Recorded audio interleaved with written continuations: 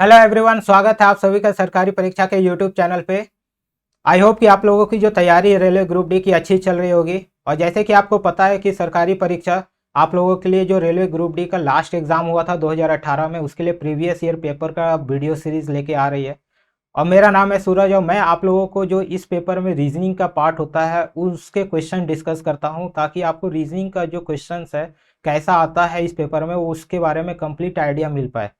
तो आइए जो स्टार्ट करते हैं। जो हमारा अगला पेपर है, जो हमारा अगला पेपर है जो 1 नवंबर 2018 को शिफ्ट 1 का पेपर था, वो आज हम लोग इस वीडियो में डिस्कस करने वाले हैं कि इस शिफ्ट में किस तरह का क्वेश्चन रीजनिंग से पूछा गया था और कैसे हम लोग उन क्वेश्चन को सॉल्व कर सकते हैं।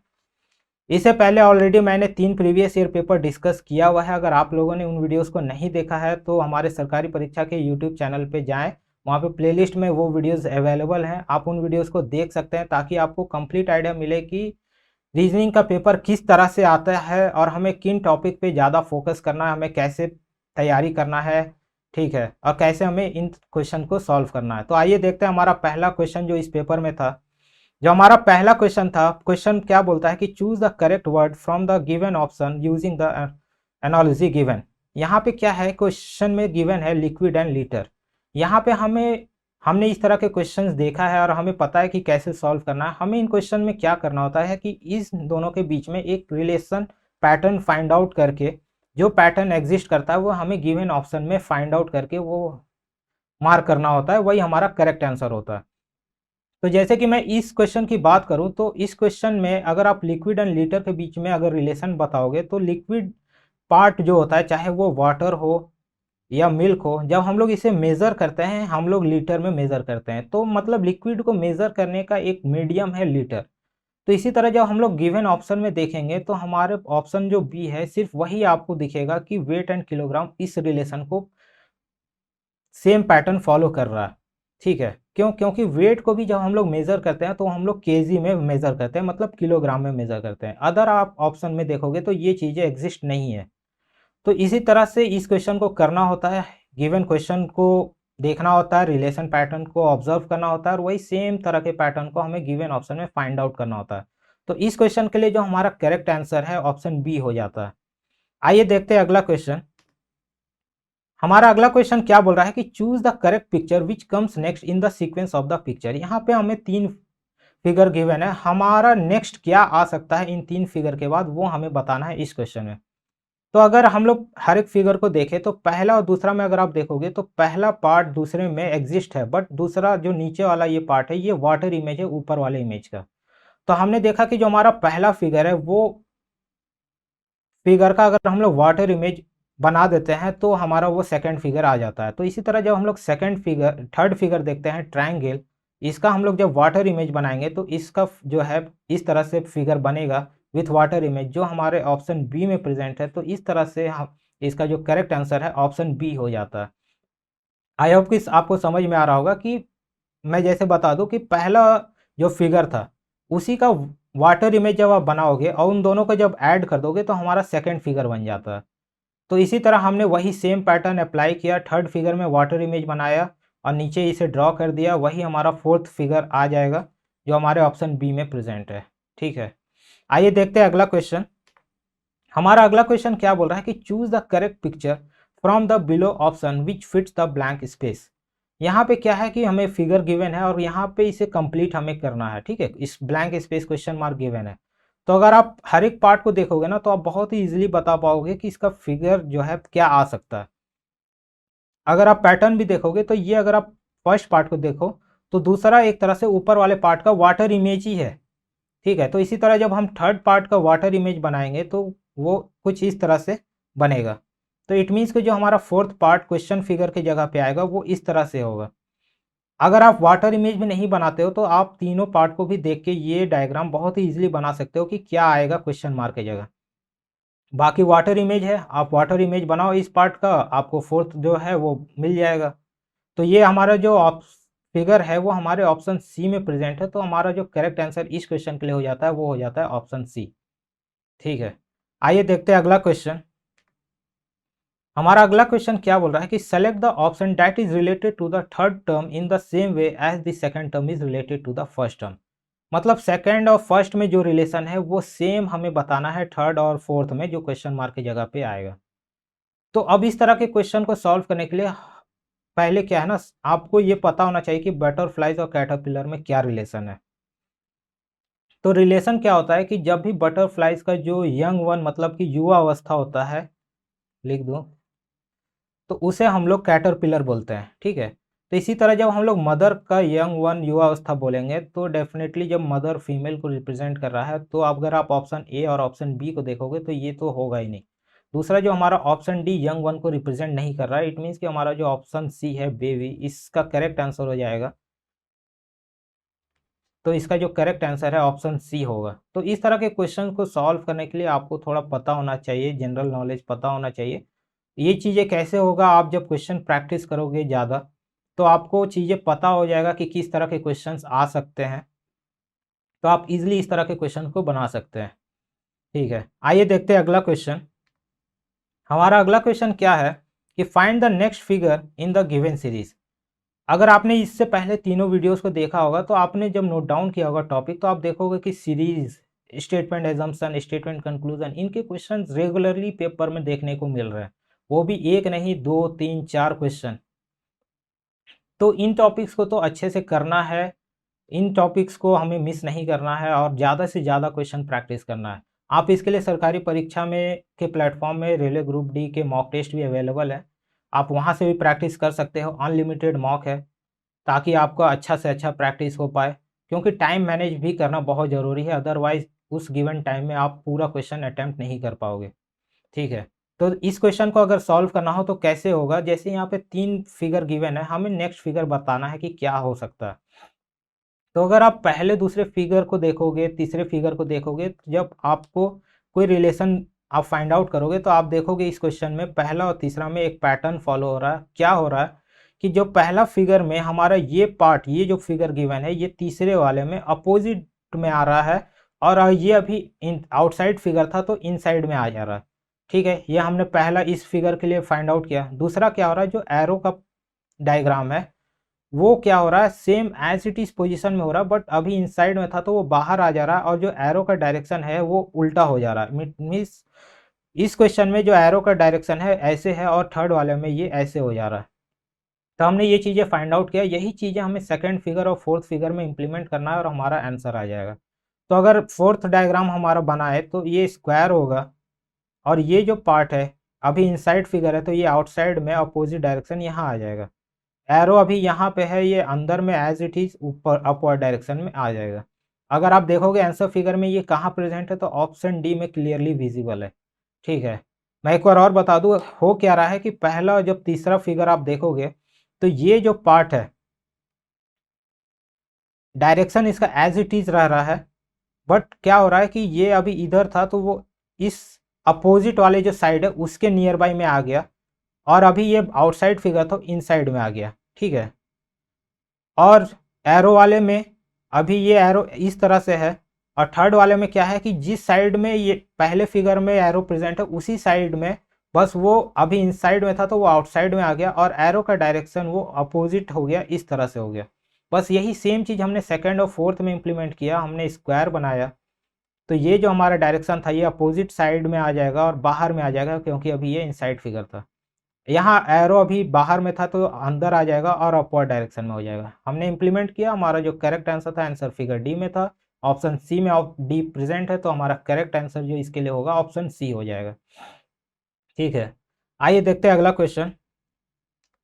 अब जैसे कि यहाँ हमारा अगला क्वेश्चन है, read the given statement and assumption carefully and select which of the following assumption is implicit in the below statement. अब यहाँ हमें स्टेटमेंट पढ़ना है, एजम्पशन पढ़ना है। जो भी एजम्पशन मेंशन्ड है, जब भी वो अगर 100% सेटिस्फाई कर रहा है गिवन स्टेटमेंट को तो वो एजम्पशन करेक्ट हो जाता है। ठीक है, इस तरह के क्वेश्चन हमने डिस्कस किया हुआ है। तो पहले स्टेटमेंट पढ़ते हैं। स्टेटमेंट क्या बोल रहा है, if you want to be trained well in aerobics take the training from aerobic expert Manisha. हमने स्टेटमेंट पढ़ लिया, बोल रहा है कि अगर आपको ट्रेनिंग लेना है एरोबिक्स में तो आप जो एरोबिक एक्सपर्ट है मनीषा, उससे ट्रेनिंग ले सकते हो। अब एजम्पशन क्या बोल रहा है कि Manisha is the best aerobic trainer in India. दूसरा एजम्पशन क्या बोल रहा है, there are no other trainer in aerobics except Manisha. तो अगर आप देखोगे कि हमारे गिवन स्टेटमेंट में जो एजम्पशन हमारा है वो कहीं भी क्लियरली मेंशन नहीं है। अगर मैं एजम्पशन 1 की बात करूं तो कहीं भी स्टेटमेंट में हमारा ये मेंशन नहीं है कि मनीषा ही जो है ओनली एरोबिक्स ट्रेनर है इंडिया में। ठीक है, ऐसा कहीं भी स्टेटमेंट मेंशन नहीं है, इसके वजह से एजम्पशन 1 गलत हो जाता है। एजम्पशन 2 क्या बोल रहा है, there are no other trainer in aerobics except Manisha. मतलब मनीषा के अलावा और कोई एरोबिक्स ट्रेनर प्रेजेंट ही नहीं है। तो इस तरह से मतलब हमारे स्टेटमेंट में ये भी क्लियरली मेंशन नहीं है। एजम्पशन हम लोग करेक्ट तभी मानेंगे जब हमारे स्टेटमेंट में क्लियरली वो चीज़ें मेंशनड हो, तभी हम लोग उसे करेक्ट मानेंगे। अब ये भी प्रेजेंट नहीं होने के कारण, मेंशन नहीं होने के कारण जो हमारा एजम्पशन 2 था ये गलत हो जाएगा। तो जब हमारा दोनों एजम्पशन गलत हो गया तो हमारा ऑप्शन ए जो neither 1 nor 2 is implicit correct answer हो जाता है। ठीक है, आई होप कि आपको समझ में आया होगा। इस तरह के क्वेश्चंस आप और प्रैक्टिस करो तभी आपको क्लियर आइडिया मिलेगा। आइए देखते हैं अगला क्वेश्चन। अगला क्वेश्चन क्या बोल रहा है, which pattern will the given transparent sheet resemble when it is folded at the dotted line. मतलब हमें क्या है कि एक पेपर दिया हुआ है, वहाँ पैटर्न बना हुआ है, ये लाइन और सर्किल। अब हमने क्या किया, उस पेपर को डॉटेड लाइन से फोल्ड किया। तो जब फोल्ड किया तो उसके बाद वो पेपर कैसा दिख रहा है। इसमें क्वेश्चन ऐसे भी बनते हैं कि पहले पेपर था, उसे फोल्ड किया, फोल्ड करने के बाद पैटर्न ड्रॉ किया, फिर पेपर को ओपन कर दिया, फिर किस तरह का वो बनेगा, दिखेगा पेपर ओपन होने के बाद। बट यहाँ क्या है कि पेपर ओपन है, उसमें पैटर्न बना हुआ है, फिर फोल्ड किया, और वो भी एक ही बार फोल्ड किया है। उसके बाद वो पेपर कैसा दिखेगा ये हमें बताना है इस क्वेश्चन में।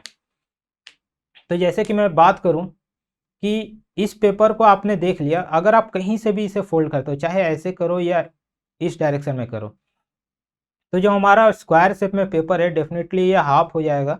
और जो हमारा सर्किल एज इट इज, जैसे कि मैं अभी क्या कर रहा हूँ कि इस डायरेक्शन में फोल्ड कर रहा हूँ, तो जब इस डायरेक्शन में फोल्ड करेंगे तो circle as it is present होगा और जो लाइन है वो इसके ऊपर से ओवरलैप कर जाएगा।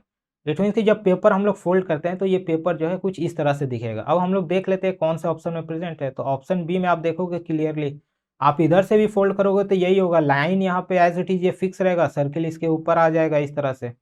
ठीक है, तो ऑप्शन बी इसका करेक्ट हो जाता है। ऑप्शन बी फिगर बी जो कि आपका ऑप्शन बी में प्रेजेंट है। ठीक है, तो इसके लिए जो करेक्ट आंसर होगा ऑप्शन बी। आइए देखते हैं अगला क्वेश्चन। अगला क्वेश्चन क्या बोल रहा है कि read the question and decide which of the argument is strong. Argument statement given है, ठीक है, यहाँ पे दो आर्गुमेंट दिया हुआ है, कौन सा आर्गुमेंट 100% जो है जस्टिफाई सेटिस्फाई कर रहा है हमारे गिवन स्टेटमेंट को। अब हम लोग स्टेटमेंट पढ़ लेते हैं। बोल क्या रहा है कि should the word drinking alcohol is injurious to health essentially appear on screen while an actor is consuming alcohol in movies.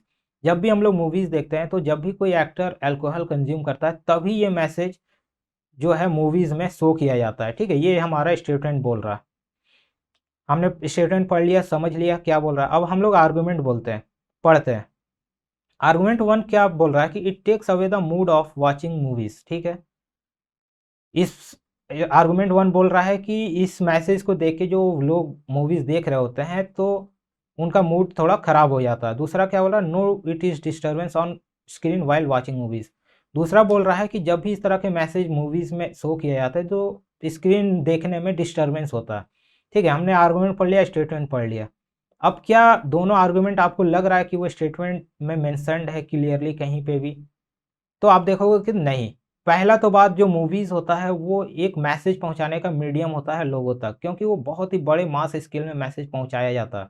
दूसरा, गवर्नमेंट रूल रेगुलेशन के हिसाब से कुछ चीज़ें जो है, जो मूवीज़ क्रिएटर जो रिलीज़ करते हैं उन्हें वो चीज़ें फॉलो करना होता है। तो उन गाइडलाइंस के अकॉर्डिंग ये मूवीज़ में इस तरह के मैसेज दिखाना कंपलसरी है, चाहे इससे लोगों का मूड ख़राब हो, चाहे उन्हें मूवीज़ देखने देखने में किसी भी तरह का डिस्टर्बेंस हो। इससे जो मूवीज़ क्रिएट करते हैं, जो रिलीज़ करते हैं, या गवर्नमेंट को किसी भी तरह का फ़र्क नहीं पड़ता, क्योंकि वो मूवीज़ जो है वन ऑफ द मीडियम है किसी भी मैसेज को पहुंचाने का लोगों के बीच। तो अगर आप देखोगे इस तरह से तो दोनों आर्गुमेंट्स जो है गिवन स्टेटमेंट को जस्टिफाई नहीं कर रहा है, जिसके वजह से दोनों आर्गुमेंट गलत हो जाता है। तो इस तरह से जो हमारा option C both 1 and 2 are not strong, यह करेक्ट आंसर हो जाएगा इस क्वेश्चन के लिए। ठीक है, आइए देखते हैं अगला क्वेश्चन। अब जैसे कि मैं बता दूं कि इससे पहले भी अगर आपने प्रीवियस ईयर पेपर वाला वीडियोस देखा होगा तो इस तरह के टॉपिक के क्वेश्चंस काफ़ी देखने को मिल रहे हैं। Statement argument, statement conclusion, statement assumption, इन टॉपिक को आपको स्किप नहीं करना है। और अच्छे प्रैक्टिस के लिए आपको मतलब इनके कॉन्सेप्ट थोड़ा समझना है, और जितना क्वेश्चन आप प्रैक्टिस कर सको करो, तभी इस तरह के क्वेश्चंस आप अच्छे से बना पाओगे और आपका गलत होने का चांसेस कम हो पाएगा। आइए देखते हैं अगला क्वेश्चन। अगला क्वेश्चन क्या बोल रहा है कि in a coded language CARRY carry is written as XZ, इस तरह से लिखा जा रहा है। अब हमें ये बताना, अब इस तरह के क्वेश्चंस को सॉल्व करने के लिए जैसे मैंने बताया, अगर आपको अल्फ़ाबेट का पोजीशन वैल्यू याद है अच्छे से, तभी आप बहुत ही कम टाइम में और करेक्टली इस तरह के क्वेश्चंस बना पाओगे, नहीं तो गलती होने के चांसेस है। अदरवाइज दूसरा आप क्या कर रहे होगे, रफ शीट में इस तरह पोजीशन वैल्यू लिख रहे होगे। तो अगर मैं इस क्वेश्चन की बात करूं तो जैसे कैरी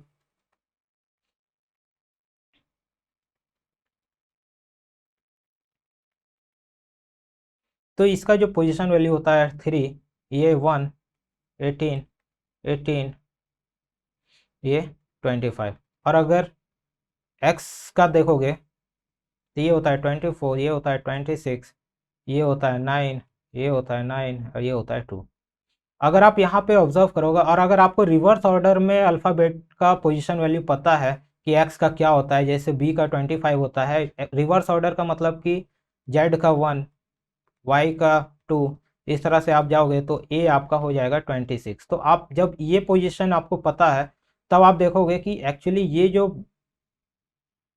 कोड करके जो दिया हुआ है, ये एक्चुअली रिवर्स ऑर्डर में पोजीशन वैल्यू दिया हुआ है। दूसरा आप कैसे फाइंड आउट कर सकते हो, आप दोनों का जब सम करोगे ना 24 और +3, तो हर एक का सम 27 आपको होगा। ठीक है, ये एक्चुअली इसमें क्या कोड है कि रिवर्स ऑर्डर में एक्चुअली ये गिवन है। ठीक है, अब हमें यही सेम चीज़ इंप्लीमेंट करना है ब्रिंग के लिए। ठीक है, तो हमें रिवर्स ऑर्डर बताना है कि क्या हो सकता है। रिवर्स ऑर्डर अगर आपको याद नहीं है तो आप क्या कर सकते हो कि अगर आपको यहाँ जैसे सी का पोजीशन वैल्यू आगे से पता है कि 3 होता है, तो आप 27 में 3 माइनस करो, क्या होता है 24। अब आप वही सेम अल्फ़ाबेटिकल ऑर्डर में देख लो कि 24 किसका होता है, तो आप देखोगे कि क्या होता है 24 का x का होता है। तो x यहाँ पे हमारा गिवन है। अगर आपको रिवर्स ऑर्डर नहीं पता है तो आप ऐसे भी कर सकते हो, जो सेम अल्फ़ाबेटिकल ऑर्डर आगे से ABCD की तरफ से वो लिखो और 27 में माइनस करो, और जो हमारा आता है फिर वही अल्फ़ाबेट का पोजीशन वैल्यू आपको मिल जाएगा। ठीक है, तो ये तरीका है। अगर जैसे कि मैं बात करूँ यहाँ क्वेश्चन की, जैसे ब्रिंग, पहले आप इसका अल्फ़ाबेट ऑर्डर लिख लो कि क्या होगा, 2 होगा, 18 होगा, 9 होगा, 14 होगा, ये होगा 7। अगर आपको रिवर्स ऑर्डर याद है अच्छे से तो आप बहुत ही ईजिली बता दोगे कि मतलब पीछे से आपका रिवर्स ऑर्डर में क्या आएगा। ठीक है, अगर आपको नहीं पता है तो आप क्या करो कि 27 में माइनस करते जाओ। तो 27 में अगर आप 2 माइनस करोगे तो क्या होगा 25। 27 में अगर आप 18 माइनस करोगे तो क्या होगा 9। 27 में अगर आप 9 माइनस करोगे तो क्या होगा 18। 27 में अगर आप 14 माइनस करोगे तो क्या आएगा 13। 27 में आप 7 माइनस करोगे तो क्या आएगा 20। अब आप अल्फ़ाबेट ऑर्डर के हिसाब से पोजीशन वैल्यू लिख लो कि 25 का क्या होता है 25 वाई होता है, आई 9 में क्या होता है आई, 18 आर, 13 एम, 20 टी। अब आप देख लो ये कहाँ पे है, YIRMT, जो हमारा ऑप्शन डी था ये सेम मैच कर रहा है, तो इसके जो हमारा इस क्वेश्चन के लिए करेक्ट आंसर हो जाएगा ऑप्शन डी हो जाएगा।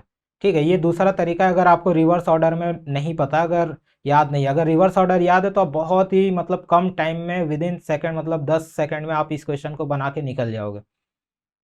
नहीं अगर आपको याद है तो आप 27 में माइनस करते जाओ, वो वैल्यू लिखो, फिर उसका पोजीशन वैल्यू लिख दो, आपका करेक्ट आंसर आ जाएगा।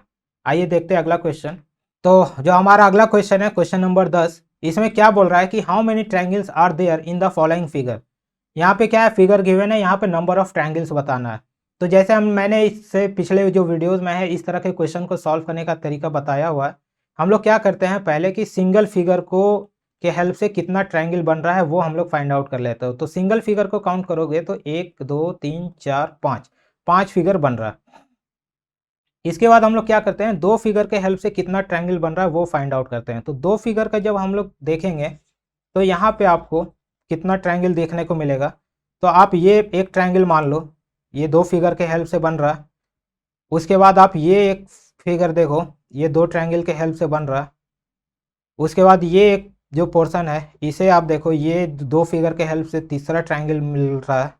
इसके बाद अगर मैं बात करूं और कहीं पे है क्या, तो हमने ये अब ये एक ट्रायंगल है, ये जो दो फिगर के हेल्प से बन रहा है। इट मीन्स कि दो फिगर के हेल्प से हमें चार ट्रायंगल देखने को मिलेगा। ठीक है, एक बार फिर से देख लो कि दूसरा दो फिगर के हेल्प से कितना ट्रायंगल बन रहा है। पहला तो आप ये ट्रायंगल देखो, दो फिगर के हेल्प से एक ट्रायंगल बना। उसके बाद आप ये पार्ट को देखो, ये दो फिगर के हेल्प से एक ट्रायंगल मिला। ठीक है, उसके बाद आप देखोगे ये एक ट्रायंगल बन रहा है दो फिगर के हेल्प से।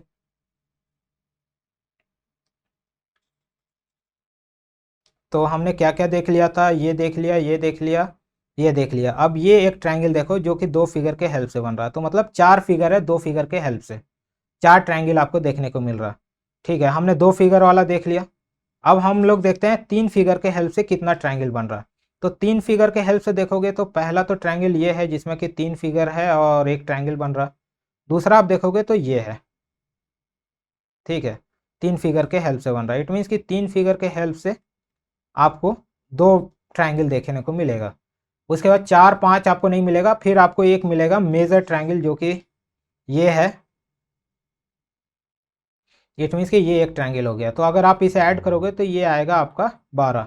ठीक है, तो हमारा ऑप्शन सी जो है करेक्ट आंसर हो जाएगा।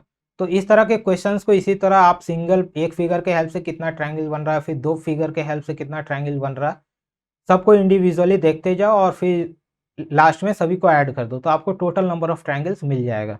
ठीक है, आइए देखते हैं अगला क्वेश्चन। अगला क्वेश्चन क्या बोल रहा है कि read the given question and decide which of the following statement is are sufficient to answer the question. Question given है, दो स्टेटमेंट गिवन है, कौन सा स्टेटमेंट के हेल्प से हम लोग ये जो क्वेश्चन पूछ रहा है उसका आंसर दे सकते हैं, हमें ये बताना है।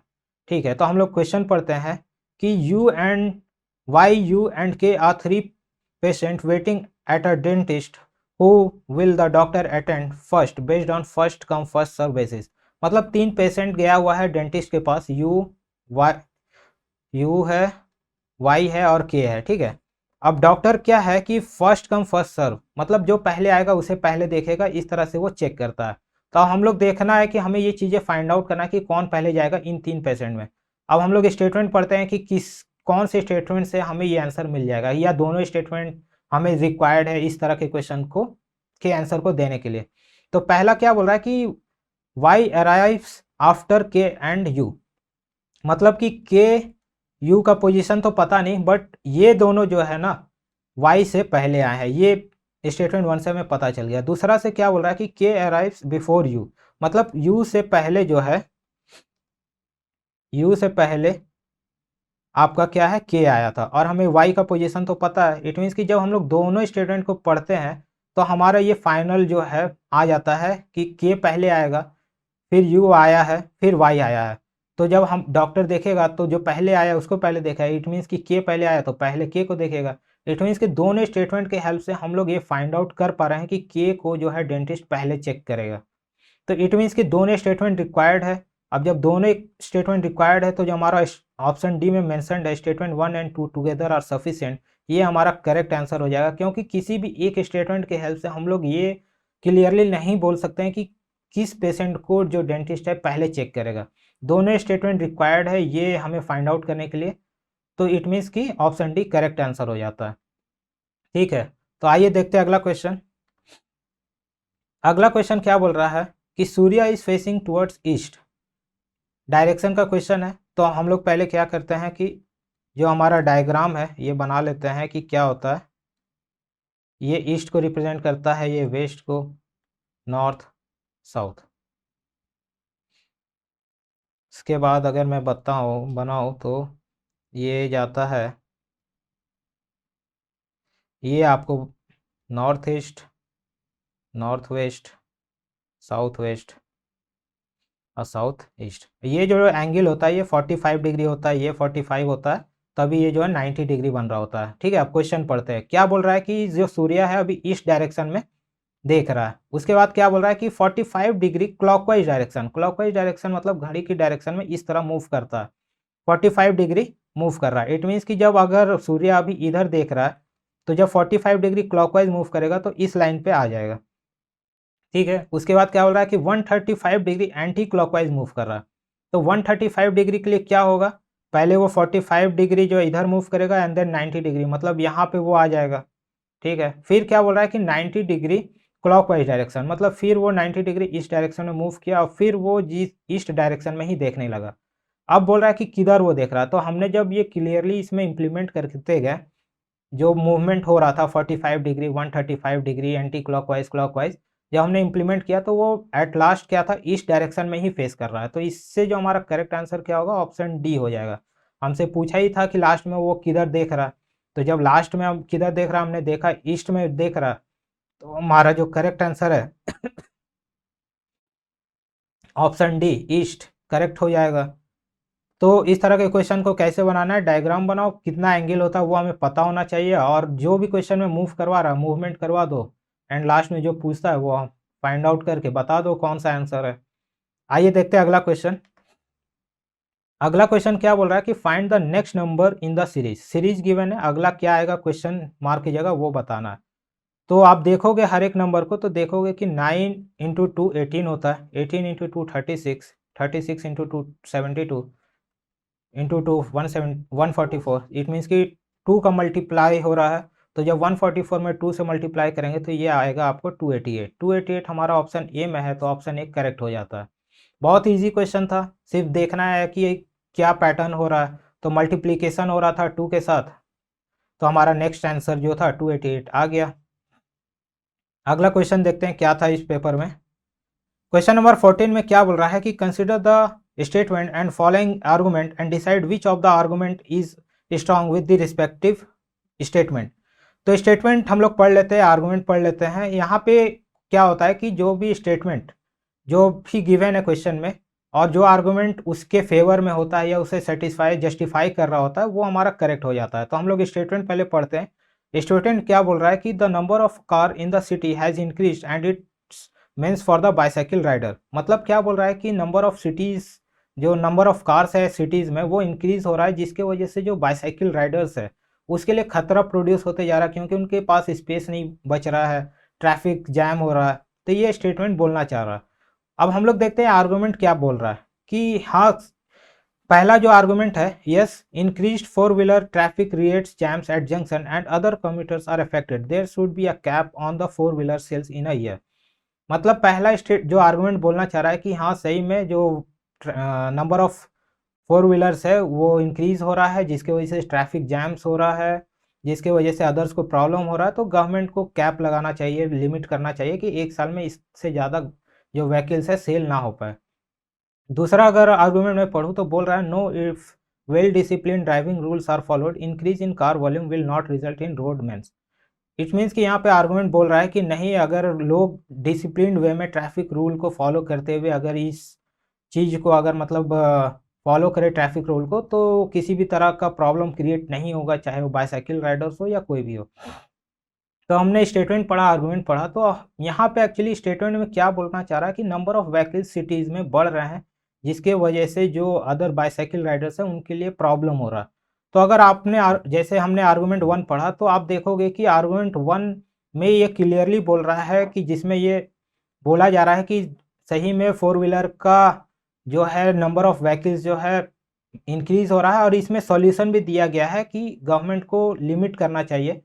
तो इट मीन्स कि ये जो आर्गुमेंट 1 है सेटिस्फाई कर रहा है, क्यों, क्योंकि इसमें जो स्टेटमेंट हमारा जो प्रॉब्लम है स्टेटमेंट में given number of vehicles increase होना, वो क्लियरली मेंशन्ड है कि हाँ सही में नंबर ऑफ व्हीकल्स इंक्रीज हो रहा है, जिसके लिए गवर्नमेंट को कैप लगाना चाहिए, लिमिट करना चाहिए, ताकि जो लिमिटेड नंबर ऑफ व्हीकल्स है वो सेल हो पाए एवरी ईयर।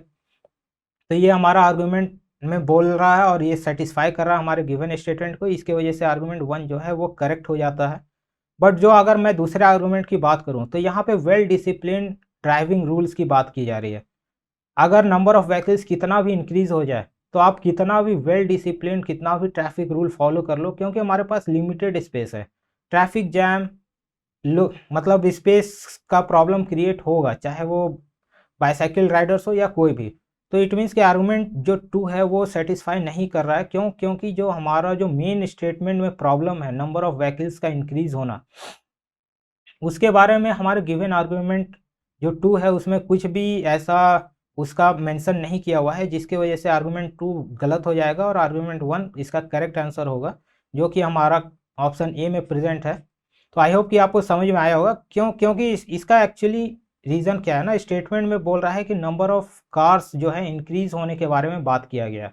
तो अगर हमने जैसे आर्गूमेंट 1 और 2 में पढ़ा, तो सिर्फ आर्गूमेंट 1 में ही आपको जो ये प्रॉब्लम है वो उसने आइडेंटिफाई किया और उसका जो सॉल्यूशन है वो बताने की कोशिश की जा रही है कि इसका एक सॉल्यूशन हो सकता है कि जो लिमिट है कार का सेल्स का एवरी ईयर, उस पर कैप लगा दे तो ये चीज़ें थोड़ा सा रिड्यूस हो सकता है। और यही सेम चीज़ आर्गूमेंट 2 में नहीं था। यहाँ पे लोगों पे डिपेंडेंसी बढ़ाया जा रहा है कि वो अच्छे से ड्राइव करें, बट अगर नंबर ऑफ व्हीकल्स इंक्रीज हो जाते हैं, हमारे पास लिमिटेड स्पेस है, तो उसमें डेफिनेटली ये प्रॉब्लम कहीं ना कहीं कभी ना कभी आएगा ही। तो इसलिए आर्गूमेंट 2 गलत हो जाता है इस क्वेश्चन के लिए। आइए देखते हैं अगला क्वेश्चन जो कि इस पेपर में था। हमारा जो अगला क्वेश्चन है बोल क्या रहा है कि consider the given statement to be true even if it seems to be at variance with the commonly known facts and decide which of the given conclusion logically follows from the statement. हमें statement क्या दिया हुआ है कि in the city X air pollution has reached its maximum level due to harmful automobile emission. मतलब जो गाड़ियों से जो इमिशन हो रहा है उसके वजह से सिटी एक्स में एयर पॉल्यूशन का लेवल काफ़ी मैक्सिमम लेवल तक पहुंच चुका है। अब ये स्टेटमेंट था। अब हम लोग कंक्लूजन पढ़ लेते हैं। कंक्लूजन क्या बोल रहा है कि the government should stop registration of new vehicles in the city. दूसरा कंक्लूजन क्या बोल रहा है कि vehicles that are more than 15 years old have to be stop from moving inside the city X. अब हमने स्टेटमेंट पढ़ा, कंक्लूजन पढ़ा। अब कौन सा कंक्लूजन जो है हमारे गिवन स्टेटमेंट को सही से उसके फेवर में बोल रहा है वो हमें फाइंड आउट करना है, ठीक है। अब जैसे कि यहाँ पे ऑटोमोबाइल के थ्रू जो पॉल्यूशन हो रहा है सिटी एक्स में जो बढ़ चुका है उसके बारे में बात हो रहा है। तो अगर आप देखोगे कि कंक्लूजन 1 में अगर गवर्नमेंट न्यू व्हीकल्स का रजिस्ट्रेशन स्टॉप कर देता है, बंद कर देता है, तो ये इससे ये जो प्रॉब्लम है पॉल्यूशन का वो सॉल्व नहीं हो सकता। क्यों? क्योंकि जब भी न्यू टेक्नोलॉजी इम्प्लीमेंट होता है गाड़ियों में और जब वो मार्केट में आता है तो डेफिनेटली न्यू टेक्नोलॉजी में पॉल्यूशन का जो किस तरह से पॉल्यूशन कम किया जाए न्यू टेक्नोलॉजी के थ्रू उन चीज़ों का ध्यान रखा जाता है। इसलिए ये जो कंक्लूजन 1 है ये जो है जस्टिफाई नहीं है, सेटिस्फाई नहीं कर रहा है। क्यों? क्योंकि यहाँ पे न्यू टेक्नोलॉजी व्हीकल्स में आना बहुत ज़रूरी है, जिसके वजह से जो पॉल्यूशन लेवल है वो कम हो पाए। तो कंक्लूजन 1 इसका जो हमारे गिवन स्टेटमेंट को सेटिस्फाई नहीं कर रहा, मतलब ये फॉलो नहीं कर रहा। दूसरा क्या बोल रहा है कि vehicles that are more than 15 years, मतलब जो 15 साल से पुराने गाड़ियां हैं उन्हें अगर हम बंद कर देते हैं तो डेफिनेटली जो पॉल्यूशन का लेवल है वो कम हो सकता है। तो अगर देखा जाए तो कंक्लूजन 1 कंक्लूजन 2 है वो फॉलो कर रहा है। क्यों? क्योंकि जो पुरानी गाड़ियां हैं उसमें टेक्नोलॉजी जो पुराने थे उसके वजह से पॉल्यूशन जो है इंक्रीज हो रहा है। अगर हम लोग मोर देन 15 ईयर्स जो ओल्ड व्हीकल्स है उसे बंद करते हैं तो पॉल्यूशन का लेवल कम होने के चांसेस है, जिसके वजह से कंक्लूजन 2 फॉलो कर रहा है, जो इसका करेक्ट आंसर हो जाता है, ठीक है। तो इस क्वेश्चन के लिए जो हमारा करेक्ट आंसर होगा ऑप्शन डी होगा, ओनली कंक्लूजन 2 फॉलोज। आइए देखते हैं अगला क्वेश्चन।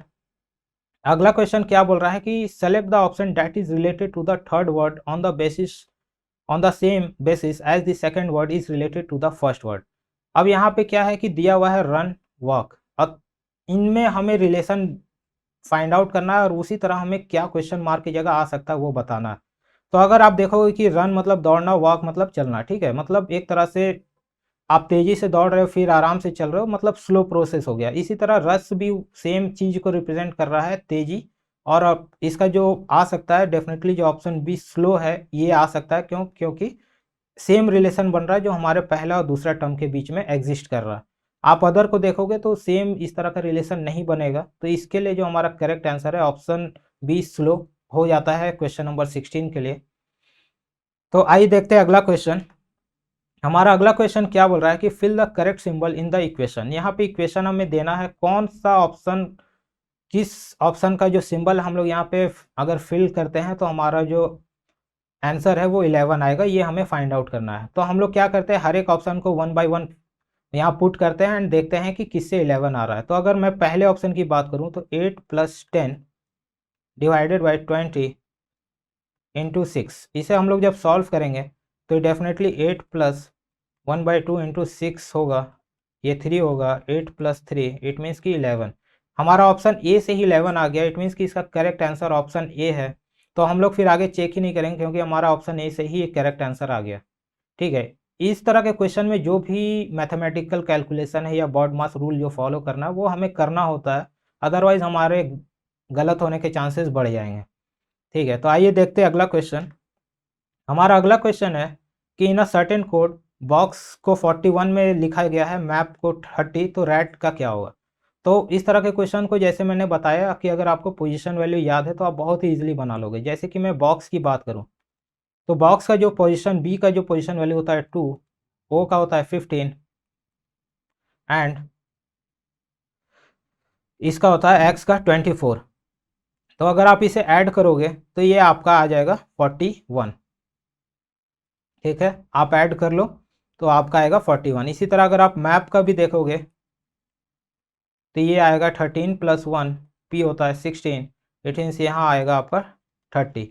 तो इट मीन्स कि पोजीशन वैल्यू का ही एडिशन है। तो इस तरह से अगर मैं रैट की बात करूँ तो रैट का क्या होगा, 18 + 1 + 20, इट मीन्स आपका आएगा 39, जो कि ऑप्शन सी में प्रेजेंट है। करेक्ट आंसर हो जाएगा 39 ऑप्शन सी। तो पोजीशन वैल्यू काफ़ी इंपॉर्टेंट है इस तरह के क्वेश्चंस को सॉल्व करने के लिए। आइए देखते हैं अगला क्वेश्चन।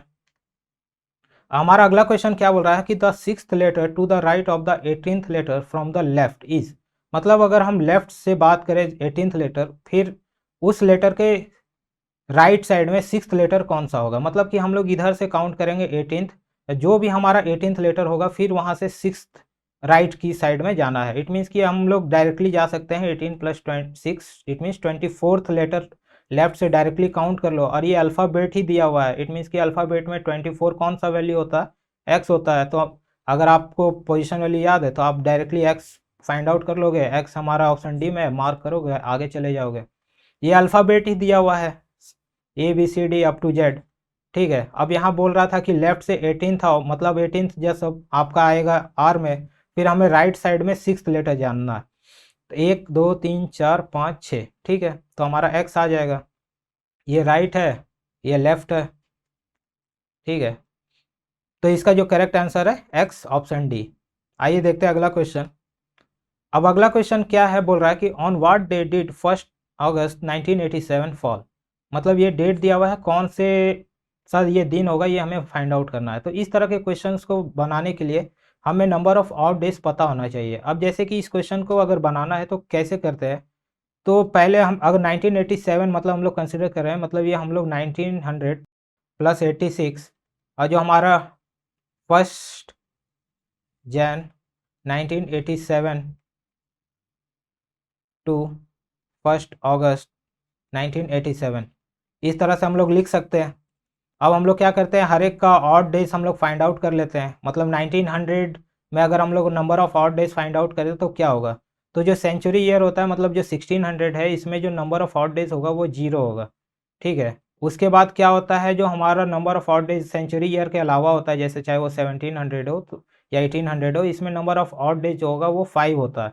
तो यहाँ पे हम लोग देखेंगे कि 1600 के बाद कितने आगे तक हम लोग कंसिडर कर रहे हैं, मतलब 3 तक कंसिडर कर रहे हैं। मतलब तो हर एक सेंचुरी ईयर में, मतलब अगर 1700 को आप कंसिडर करोगे तो नंबर ऑफ ऑड डेज आएगा 5, 1800 में आप देखोगे तो नंबर ऑफ ऑड डेज आएगा 5, 1900 में आप देखोगे ऑड डेज का तो 5। इट मीन्स कि टिल 1900 हमारा नंबर ऑफ ऑड डेज कितना हो गया, 15। अब 15 को अगर हम लोग 7 से डिवाइड करेंगे तो इट मीन्स कि नंबर ऑफ ऑड डेज 1। ठीक है, तो टिल 1900 हमारा नंबर ऑफ ऑड डेज कितना आ रहा है, 1। हमने ये देख लिया, 1 ऑड डेज हमने यहाँ पे फाइंड आउट किया। अब 86 ईयर तक में कितना नंबर ऑफ ऑड डेज होगा, तो 86 ईयर तक में अगर आप देखोगे तो यहाँ पे लीप ईयर पहले कितना हो रहा है देख लो। तो लीप ईयर आपको आएगा 21, उसके बाद 21 अगर लीप ईयर है तो नॉर्मल ईयर कितना हो गया, ये आ जाएगा 65। ठीक है, 65 नॉर्मल ईयर होगा, 21 लीप ईयर होगा। और लीप ईयर में हमें पता है नंबर ऑफ ऑड डेज कितना होता है, 2 होता है। इट मीन्स कि 21 साल में नंबर ऑफ ऑड डेज कितना हो जाएगा आपका 42। और नॉर्मल ईयर में लीप ईयर कितना होता है 1, तो 65 ईयर्स में लीप ईयर का जो नंबर होगा कितना होगा, नंबर ऑफ ऑड डेज 65। अब हम लोग इसे ऐड करते हैं तो ये हमारा हो जाएगा, मतलब total till 86 year number of odd days हम लोग फाइंड आउट कर रहे हैं। तो यहाँ पे 107 आया, इसे हम लोग फिर 7 से डिवाइड करेंगे तो यहाँ पे हमारा नंबर ऑफ ऑड डेज कितना आ जाएगा, ये आ जाएगा आपका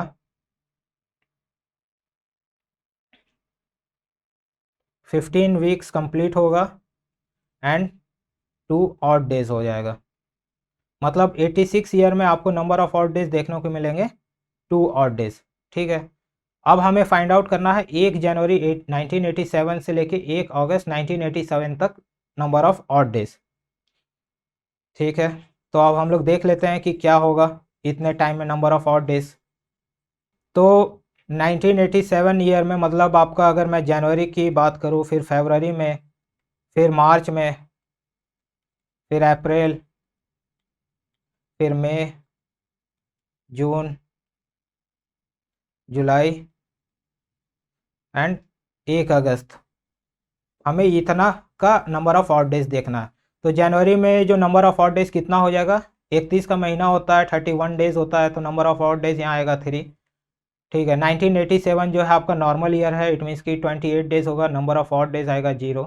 मार्च में 31 डेज का होता है आपका, ये नंबर ऑफ ऑड डेज आ जाएगा यहाँ पे भी 3।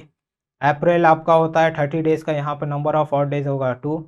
फिर यहाँ मई में आप देखोगे तो 3, जून में आएगा 2, जुलाई में आएगा आपका 3, और 1 अगस्त हम लोग कैंसिल, तो मतलब यहाँ 1 ऑड डेज। अब इसे ऐड करते हैं तो मतलब 6, 8, 11, 13, 14 और 3, 17 डिवाइडेड बाई 7, मतलब यहाँ आएगा नंबर ऑफ ऑड डेज आपका 3। मतलब यहाँ पे हमारा क्या हो गया, नंबर ऑफ ऑड डेज 3।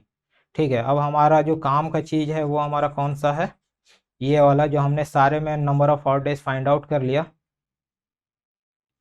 ठीक है, तो यहाँ पे number of odd days total कितना हो गया, 3 + 2 5 और एक 6 ऑड डेज। तो हम लोग कैसे करते हैं, मंडे को हम लोग 1 कंसिडर करते हैं, ट्यूसडे को 2, वेडनेसडे 3, थर्सडे 4, फ्राइडे 5, सैटरडे 6। तो हमारा जो डेज आएगा क्या, Saturday. Saturday means option B. तो जो हमारा 1 अगस्त 1987 है वो सैटरडे होगा।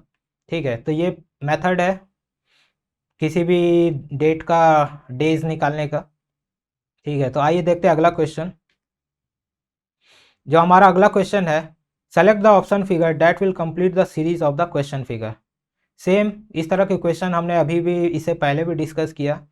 क्या है, 3 फिगर गिवन है, हमें क्या आएगा क्वेश्चन फिगर की जगह वो हमें फाइंड आउट करना है। तो देख लेते हैं क्या पैटर्न बन रहा है। अगर आप देखोगे तो पहला फिगर में ये जो 2 एरो है ये आपका क्लॉकवाइज डायरेक्शन में नेक्स्ट बॉक्स में शिफ्ट हो गया, अगले वाले में ये शिफ्ट होकर यहाँ आ गया। इट मीन्स कि जो हमारा आंसर फिगर होगा, जैसे कि ये माने, तो यहाँ पे ये आपका एरो वाला यहाँ आ जाएगा इस तरह से। सेम एज इट इज़ ये क्लॉकवाइज डायरेक्शन में मूव हो रहा है, यहाँ डबल ट्रायंगल इधर आ रहा है। ठीक है, तो ये सेम चीज़ है, इसी तरह फॉलो होगा, यहाँ डबल ट्रायंगल हो जाएगा। ठीक है, और क्या हो रहा है, ये भी आपका क्लॉकवाइज में इधर मूव हो रहा है, यहाँ पे आ गया, यहाँ आ गया। इट मीन्स कि यहाँ पे ये आएगा। और क्या हो रहा है, प्लस वाले में, नेक्स्ट वाले में क्या, सिर्फ एक प्लस ऐड हो गया, यहाँ से रिमूव हो गया। इट मीन्स कि नेक्स्ट वाले में क्या होगा, ये ऐड हो जाएगा। अब हम लोग देख लेते हैं किस ऑप्शन में ये प्रेजेंट है। आप देखोगे सिर्फ ऑप्शन सी ही मैच कर रहा है। ठीक है, तो ये हमने पैटर्न देखा, तीनों फिगर जो गिवन था उसे ऑब्जर्व करके हमारा आंसर फिगर जो है आ गया। आंसर फिगर जो ऑप्शन सी है जो कि बी में प्रेजेंट है, ये करेक्ट आंसर हो जाएगा। मतलब इस क्वेश्चन के लिए करेक्ट आंसर क्या होगा, ऑप्शन बी। देखते हैं अगला क्वेश्चन। अगला क्वेश्चन क्या बोल रहा है, choose the correct mirror image for the following figure. हमें मिरर इमेज बताना है। जैसे मैंने बताया था कि जब भी मिरर वर्टिकली प्लेस्ड हो तो जो राइट का पोर्शन है वो लेफ्ट में आएगा, लेफ्ट वाला राइट में जाएगा। इट मीन्स कि जो हमारा ये पोर्शन है ये डेफिनेटली इस डायरेक्शन में मूव हो जाएगा। ठीक है, एज इट इज़ सभी चीज़ जो अभी ये इधर है ये इसी तरह आपका मूव हो रहा होगा, मतलब ये ऐसे होगा। तो ये जो डायग्राम हमारा बन रहा होगा कुछ इस तरह से बनेगा। ठीक है, तो जो हमारा करेक्ट आंसर हो जाएगा ऑप्शन फिगर जो ए है, जो कि ऑप्शन सी में प्रेजेंट है, इसका करेक्ट आंसर होगा। जो भी मिरर इमेज का कॉन्सेप्ट है, इसे पिछले वीडियो में मैंने बताया हुआ है कि कैसे होता है। जब भी वर्टिकल पोजीशन में है तो लेफ्ट पोर्शन राइट में शिफ्ट होता है, राइट पोर्शन लेफ्ट में शिफ्ट होता है। सेम हमने इंप्लीमेंट किया इस क्वेश्चन में और हमारा जो आंसर था वो आ गया। आइए देखते हैं अगला क्वेश्चन जो कि इस पेपर में था। क्वेश्चन क्या बोल रहा है कि read the following data and answer the question that given below. यहाँ पे क्या है कि वेन डायग्राम गिवन है और इस डायग्राम को देखते हुए हमें बताना है, क्वेश्चन क्या पूछ रहा है, what character in the Venn diagram represent who are government employees and also self employed. कौन सा कैरेक्टर गवर्नमेंट एम्प्लॉय और सेल्फ एम्प्लॉय दोनों को रिप्रेजेंट कर रहा है। तो गवर्नमेंट एम्प्लॉय का ये है और सेल्फ एम्प्लॉय का ये है, तो आप देखोगे दोनों में कॉमन सिर्फ एन ही है जो कि government employ and self employ को रिप्रेजेंट कर रहा है। तो हमारा करेक्ट आंसर एन हो जाएगा, जो कि ऑप्शन सी में प्रेजेंट है। टी नहीं होगा क्योंकि टी तीनों में ग्रेजुएट में भी कॉमन है। अगर टी दिया होता कि कौन सा कैरेक्टर जो government employ graduate plus self employ तीनों है, तब टी करेक्ट आंसर होता। बट इस क्वेश्चन के लिए जो करेक्ट आंसर होगा वो होगा एन, जो कि ऑप्शन सी में प्रेजेंट है। ठीक है, आइए देखते हैं अगला क्वेश्चन। यहाँ पे क्या बोल रहा है कि सेम एज इट इज जो हमारा फिगर गिवन था इसे कंप्लीट करना है। तो अगर आप सभी पार्ट को देखोगे तो यहाँ पे आप क्लियरली बता पाओगे कि यहाँ पे कुछ इस तरह से आएगा और यहाँ पे भी कुछ इस तरह से बनेगा। अब आप ऑप्शन में देख लो कि कहाँ पे ये बना हुआ है, प्रेजेंट है, तो आप देखोगे कि ऑप्शन बी में क्लियरली ये प्रेजेंट है, फिगर बी में। तो फिगर बी जो है ऑप्शन सी में है, तो इसका करेक्ट आंसर ऑप्शन सी हो जाएगा। बहुत ईजी होता है, बस आपको चाहिए प्रैक्टिस। ठीक है, आप प्रैक्टिस करो, क्वेश्चन बहुत ही कम टाइम में बहुत ही जल्दी बनेगा और आप बहुत ही अच्छा स्कोर कर पाओगे रीजनिंग सेक्शन में। तो देखते हैं अगला क्वेश्चन। अगला क्वेश्चन क्या बोल रहा है कि इन अ सर्टेन कोड, इसे इस कोड में लिखा गया। ठीक है, तो हमें बताना है इसको हम लोग कैसे लिख सकते हैं। तो इसके लिए सेम आपको अल्फ़ाबेट का पोजीशन वैल्यू याद होना चाहिए। अब जैसे कि मैं लिख लूँ इस क्वेश्चन के लिए, तो पोजीशन वैल्यू पी का 16, 5, 1।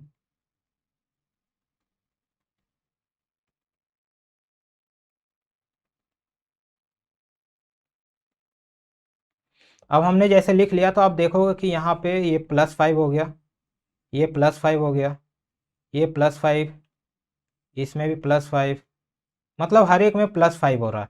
बस इसी को हमें इम्प्लीमेंट करना है। तो हमारा वर्ड क्या था, PIANO। पोजीशन वैल्यू लिख लो, +5 कर दो, सब में क्या होगा, 21, 14, 6, 19, 20। अब पोजीशन वैल्यू लिख लिया, अल्फ़ाबेट उसके अकॉर्डिंग लिख लो क्या हो सकता है, UNFT। अब देख लो कौन से ऑप्शन में ये प्रेजेंट है, तो आप देखोगे कि ऑप्शन ए में ये प्रेजेंट है, तो इसका करेक्ट आंसर ऑप्शन ए हो जाएगा। देखते हैं अगला क्वेश्चन। अगला क्वेश्चन क्या बोल रहा है, choose the answer figure that will replace the question mark. Question mark की जगह क्या आ सकता है वो हमें बताना है। अब हमें यहाँ क्या करना है, हर एक फिगर को देखना है क्या पैटर्न बन रहा है, एंड देन वही सेम चीज़ इंप्लीमेंट करेंगे तो हमारा आंसर फिगर आ जाएगा। तो देखते हैं क्या हो रहा है। पहले दूसरे में क्या हो रहा है, ट्रायंगल पहले क्या था, बाहर में था, ये अंदर में आ गया और रिवर्स ऊपर हो गया। पहले ये डाउनवर्ड डायरेक्शन में था, ये अपवर्ड हो गया। ठीक है, पहला हमने ये देख लिया। दूसरा स्क्वायर के साथ क्या हो रहा है, स्क्वायर बाहर आ गया बट ये 45 डिग्री, मतलब आप 90 डिग्री, मतलब इसको आप रोटेट कर दो। इस स्क्वायर को क्या है ना, अगर आप ऐसे देखोगे तो आप इसे 45 डिग्री जो है क्लॉकवाइज डायरेक्शन में मूव किया गया है और स्क्वायर बाहर में आके ट्रायंगल अंदर में बना के हमारा जो सेकंड फिगर है वो बना दिया। तो यही सेम चीज़ हम लोग जो थर्ड फिगर है इसमें इंप्लीमेंट करेंगे। तो थर्ड फिगर में जब पहले ट्रायंगल क्या था अंदर आएगा और वो आपका उल्टा हो जाएगा। इट मीन्स जब ये स्क्वायर है और इसे अगर हम लोग अपोजिट या रिवर्स डायरेक्शन में भी करते हैं तो ये एज इट इज स्क्वायर जो है इसी तरह ही शो होगा, इसमें आपको कोई चेंजेस होने देखने को नहीं मिलेगा। दूसरा क्या बोल रहा है कि जो स्क्वायर मतलब जो अंदर था वो बाहर आ गया और 45 डिग्री रोटेट हुआ है क्लॉकवाइज डायरेक्शन में। तो जो पेंटागन है वो डेफिनेटली इस तरह से आपको मूव होगा 45 डिग्री में और बाहर में बनेगा और स्क्वायर इसके अंदर में होगा। तो जब हमने ये डायग्राम बनाया और देखा तो ऑप्शन डी में जो ये फिगर डी है प्रेजेंट था, जो कि हमारे ऑप्शन सी में था। तो करेक्ट आंसर इसका ऑप्शन सी हो जाएगा। एक और मैं बता दूं कि क्या हो रहा था कि जो बाहर में ट्रायंगल था वो अंदर आ गया और अब रिवर्स हो गया, ठीक है। पहले इस डायरेक्शन में था, अब इसको रिवर्स करके ऐसे बना दिया गया। दूसरा क्या हुआ, स्क्वायर अंदर में था, ये बाहर आ गया और 45 डिग्री क्लॉकवाइज डायरेक्शन में, मतलब ये आप स्क्वायर ऐसे समझो, ठीक है। ये मान लो एक्सिस है, यहाँ 45 था, ये इसे हमने जब रोटेट किया तो ये स्क्वायर इस तरह से बन गया, ठीक है। यही हो रहा था, यही सेम चीज़ हमने क्या किया, फिगर D3 जो हमारा था इसमें इम्प्लीमेंट किया। पेंटागन को 45 डिग्री में रोटेट किया तो पेंटागन इस तरह से होगा, और इसके अंदर में क्या होगा, स्क्वायर रिवर्स डायरेक्शन में। तो स्क्वायर रिवर्स में भी करेंगे तो उसमें कोई चेंजेस नहीं होगा, और ये इस तरह से बनेगा जो ऑप्शन डी में प्रेजेंट था। तो इसके लिए हमारा करेक्ट आंसर हो जाएगा ऑप्शन सी, ठीक है। आई होप कि आपको समझ में आया होगा। देखते हैं अगला क्वेश्चन। अगला क्वेश्चन क्या बोल रहा है कि given below are two statement followed by two conclusion number 1 and 2, you have to consider the statement to be true even if they seem to be at variance from commonly known facts. Decide which conclusion follow for the statement. Statement given है, conclusion given है। ये actually सिलॉग का question है, और इससे मैंने बताया कि सॉल्व करने के लिए वेन डायग्राम काफ़ी इजी मेथड है। तो वेन डायग्राम अगर हम लोग बनाते हैं तो क्या बोल रहा है कि all three sides are triangle, मतलब ये अगर सर्किल है, ये थ्री साइड को रिप्रेजेंट कर रहा है। तो हमारे पहला स्टेटमेंट के अकॉर्डिंग ये ट्रायंगल होगा। उसके बाद क्या बोल रहा है, ट्रायंगल और सर्किल के बीच में कोई रिलेशन नहीं है। तो डेफिनेटली जब ट्रायंगल और सर्किल के बीच में रिलेशन नहीं है तो थ्री साइड और सर्किल के बीच में भी कोई रिलेशन नहीं बन पाएगा। तो अब हम लोग कंक्लूजन देख लेते हैं कि all triangles are three sided. All triangles का थ्री साइड होना क्या पॉसिबल है? नहीं। क्यों? क्योंकि अगर मैं इस पोर्शन की बात करूँ तो ये पोर्शन थ्री साइडेड है या नहीं है, ये हमारे किसी भी स्टेटमेंट में मेंशन नहीं है। तो इसके वजह से कंक्लूजन 1 जो है फॉलो नहीं करेगा। उसके बाद क्या बोल रहा है, no circle is three sided. Definitely जब सर्किल और ट्रायंगल के बीच में कोई रिलेशन नहीं है तो थ्री साइड और सर्किल के बीच में कोई भी रिलेशन नहीं होगा। इट मीन्स कि जो हमारा कंक्लूजन 2 है वो फॉलो करेगा, no circle is three sided. तो हमारा जो option B, no conclusion only conclusion 2 follows, is the correct answer for 27 question. तो इस क्वेश्चन के लिए हमारा जो करेक्ट आंसर होगा ऑप्शन बी, ठीक है। आई होप कि आपको समझ में आया होगा। तो इस पेपर में 27 ही क्वेश्चन आए थे रीजनिंग से, जो कि मैंने डिस्कस कर लिया और आपको आई थिंक समझ में आया होगा। बस आप क्या करो कि जो भी टॉपिक से ज़्यादा क्वेश्चन देखने को मिल रहे हैं सभी टॉपिक को करना है, बट जिनसे ज़्यादा क्वेश्चन आ रहा है उन्हें पहले करना है और उनसे ज़्यादा से ज़्यादा क्वेश्चन प्रैक्टिस करना है। सो अगर आपको ये वीडियो अच्छा लगा हो तो चैनल को सब्सक्राइब करें। अगर आपको कोई भी कमेंट हो, अगर आप कुछ बताना चाहते हो, किसी और तरह का वीडियो चाहते हो, कमेंट के थ्रू बता सकते हैं, वीडियो लाइक कर सकते हैं। और जो भी आपके फ्रेंड सेम ग्रुप डी के लिए तैयारी कर रहे हैं उनके साथ ये वीडियो शेयर कीजिए, ताकि उनको भी ये इन वीडियो से आइडिया मिल पाए कि ग्रुप डी का पेपर कैसा होता है। सो मिलते हैं अगले पेपर में। Thank you.